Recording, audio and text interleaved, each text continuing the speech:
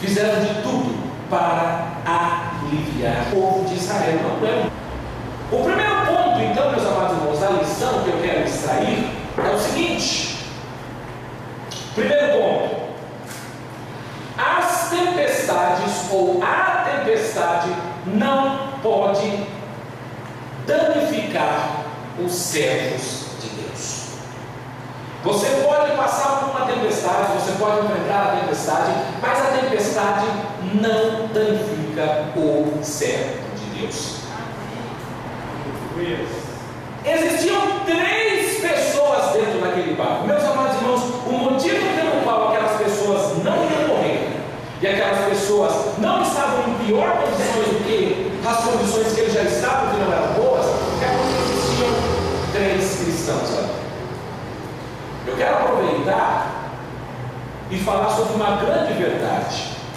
Existem muitas pessoas que não gostam dos cristãos, ou da maneira mais coloquial, dos crentes. Eu não gosto de crente. Mas o motivo pelo qual esse mundo ainda está assim é por causa dos cristãos. Caso contrário, ele já teria sido destruído. Você quer entender como? A Bíblia fala que enquanto Ló estava na cidade de Sodoma e Gomorra, a cidade de Sodoma e Gomorra não foi destruída. A partir do momento em que Ló é tirado da cidade de Sodoma e Gomorra, o que acontece? A destruição sobrevém na cidade de Sodoma e Gomorra.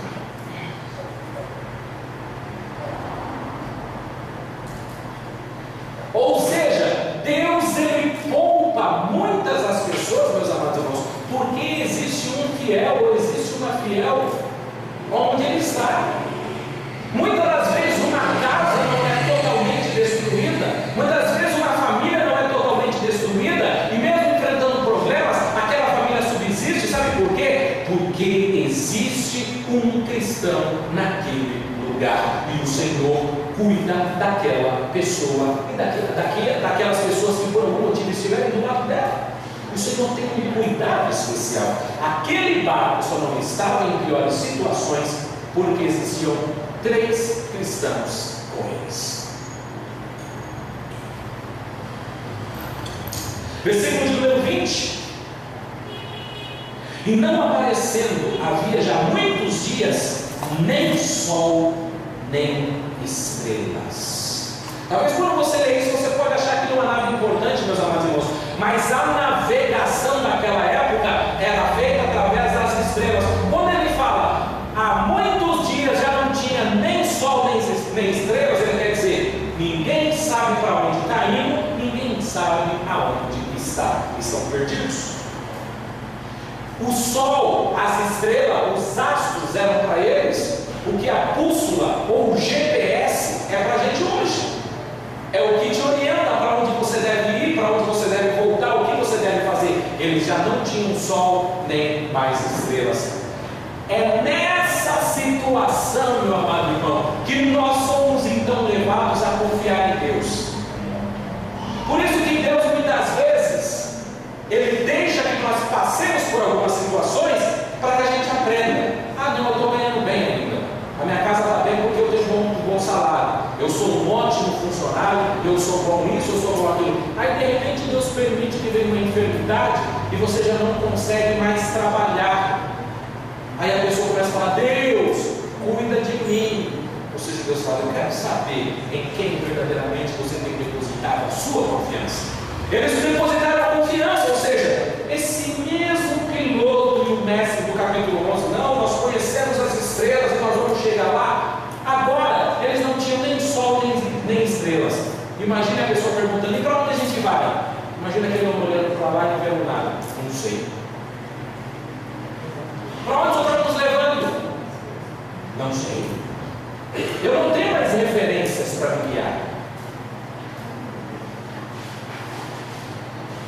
E olha só, meus amados irmãos, ainda no final do versículo 20: e caindo sobre nós uma não pequena tempestade, fugimos toda a esperança de nos salvarmos. Queridos, eu nunca fiz uma viagem, alguma coisa perigosa por barco, mas eu já peguei uma turbulência no avião. Se você olhar para o lado, para as pessoas que estão sentadas ao seu lado, e aquela luz aparecendo em cima, afivele os cintos, e não saia da sua cadeira, e aquilo batendo, e você começa a ver as pessoas, e quem está do seu lado, você começa a ver. Imagine, meus amados irmãos, você sabendo que você está caindo aqui numa turbulência. Agora imagine se você está dentro de um barco como eles estavam, e você sabe, vai naufragar. Eles perderam toda a esperança. E aí Paulo, no versículo 21, ele diz o seguinte: havendo já muito que não se comia, então Paulo, pondo-se em pé no meio deles, disse: fora na verdade razoável, ó varões, ter-me ouvido a mim, e não partir de Creta, e assim evitariam esse incômodo e esta perdição. O que ele falou? Se vocês tivessem dado ouvido para a minoria, nós não estaríamos na situação que nós estamos agora. Tem filho que chega para a mãe e fala assim: mãe, vamos para a igreja, vamos cultuar a Deus. Eu não sei, de repente essa mãe pode olhar e falar assim: mas será que a igreja ou Deus é a solução para os nossos problemas? Um pai chega para o filho e fala: filho, você está passando por esses problemas, vamos buscar a Deus, que Deus vai resolver o problema. Ah, é? Será que é isso mesmo? De repente aquela pessoa, só ele é cristão na sua casa, ele é minoria, ele não tem força. Mas vai chegar um momento que a pessoa fala assim: antes você tivesse dado ouvido para a minoria. Essas pessoas estavam nessa tempestade porque eles escolheram, eles trouxeram essa tempestade para cima deles. Segunda lição que eu quero extrair dessa mensagem: as tempestades ou a tempestade não pode ocultar a face de Deus. Eles estavam como, meus amados irmãos, de uma tempestade, não é? Falam que eles não estavam há dias, eles não viam nem sol nem estrelas, eles estavam em plena e total escuridão. Mas olha só o que Paulo disse no versículo 23. Paulo disse: essa mesma noite o anjo de Deus, de quem eu sou e a quem sirvo, esteve comigo. Meu amado irmão, não interessa se você está no meio da tempestade ou não, ou se você acha que Deus não está com você. A questão é: existe um servo de Deus, existe um fiel que está no meio da tempestade. Deus está com ele. Ainda no meio daquela tempestade, sem sol, sem estrela, as pessoas na situação caótica, o anjo de Deus aparece para meus amados irmãos, você olha para a sua situação e fala: ah, eu não consigo ver a Deus. Meu amado irmão, Deus está contigo. Deus, ele não te abandonou. A Bíblia diz que Deus, ele não vai nos abandonar, ele não vai nos deixar. A Bíblia diz em Salmo: quando teu pai e a tua mãe te desampararem, o Senhor te recolherá, ainda que você esteja no meio da tempestade.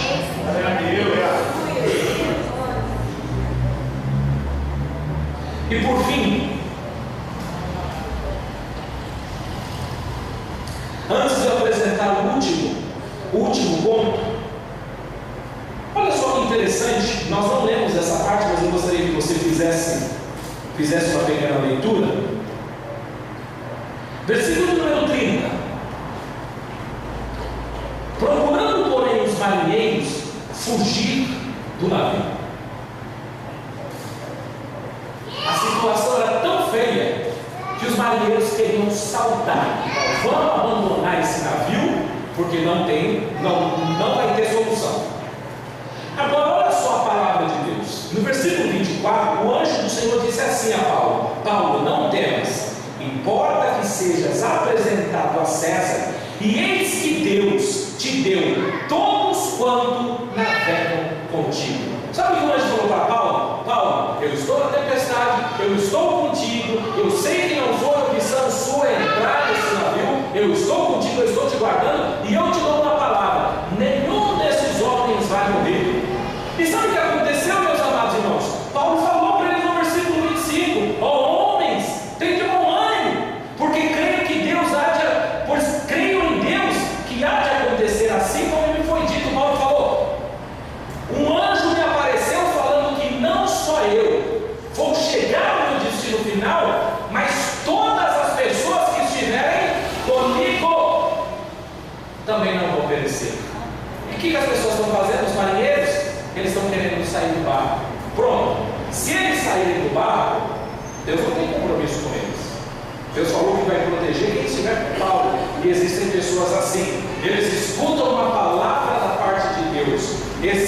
existe uma pessoa guiando aquele povo, e a pessoa fala: meu filho, minha filha, meu amigo, minha amiga, eu estou te dando um conselho, faz assim, não saia, não abandone, não deixa, porque Deus vai te dar a vitória. Não, eu vou sair. Ele vai sair, mas ele vai sair sem a bênção e sem a garantia da vitória.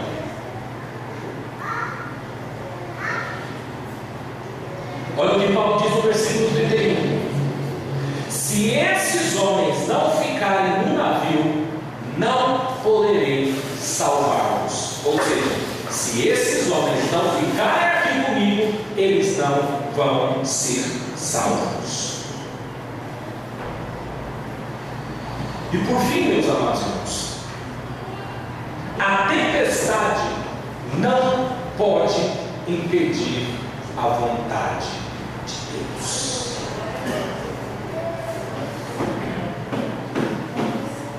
Paulo tinha um propósito, ele deveria chegar em um lugar. Agora preste bem atenção, meus amados irmãos. Deus falou: Paulo, você vai chegar à presença de César. Com tempestade, sem tempestade, eu estou te dando a palavra. Você vai chegar ao seu destino. Sabe o que ele quer dizer, meus amados irmãos? Que os problemas que nós enfrentamos no meio do caminho não podem afastar, impedir a conclusão. Sabe o que eu quero dizer, meu amado irmão? A maior promessa que eu e você temos, o motivo pelo qual nós estamos aqui, meus amados irmãos, é porque nós sabemos que nós não só vamos herdar, mas já na terra de antemão experimentamos a vida eterna. O Senhor falou: a morte não tem poder sobre a tua vida.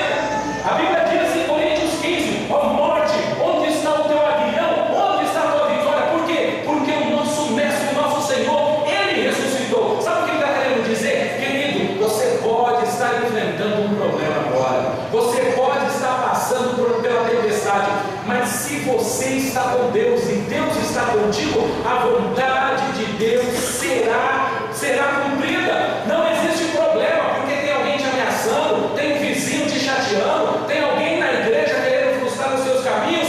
A vontade de Deus há de se cumprir. Não há nada nem ninguém que impeça a realização da vontade de Deus. Meu amado irmão, com problema ou sem problema, nós chegaremos aos céus. A nossa vida também é como se nós estivéssemos em uma viagem. Agora, meus amados irmãos, e por fim eu quero concluir dizendo o seguinte: aqueles homens poderiam chegar ao destino final sem perder nada. Se eles tivessem ouvido a voz de Paulo, eles poderiam ter viajado. Se você for ler com mais detalhe a história, você vai ver que eles perderam tudo. Eles perderam o barco, eles perderam carga, tudo que eles tinham no barco com eles ou no navio, tudo se perdeu. Mas eles chegaram no destino. Agora, o que eu quero trazer para você, meu amado irmão, minha amada irmã, é o seguinte: você, meu amado irmão, está aqui e Deus, ele há de nos sustentar que nós cheguemos até o fim. Agora a pergunta é: será que você tem que perder algumas coisas no trajeto da sua vida? Necessariamente não. Existem pessoas perdendo carga, perdendo posses, perdendo amigos, perdendo várias coisas. Por quê? Porque eles desobedecem à voz de Deus. Quando Deus fala: querido, me obedeça para que tudo te vá bem. Se você me obedecer, você vai navegar, eu vou te guiar, eu vou te sustentar. Mas a pessoa fala: esse caminho que Deus está traçando para mim não é bom, eu vou navegar por outras águas. E de repente a pessoa começa a enfrentar problemas. Meu amado irmão, você está passando por uma tempestade? Se você está passando por uma tempestade, eu torço e oro para que você esteja passando pela tempestade que Deus criou. Se você está passando por uma tempestade que Deus criou, é porque tem um propósito nisso. Existe um propósito educacional da parte de Deus. Agora, meu amado irmão, se você está numa tempestade porque você causou, ou se você está numa tempestade porque alguém causou essa tempestade para que você está, ore, meus amados irmãos, e batalhe para que você consiga resolver essa situação. Mas lembre-se, meu amado irmão, a tempestade não tem poder de danificar o servo de Deus.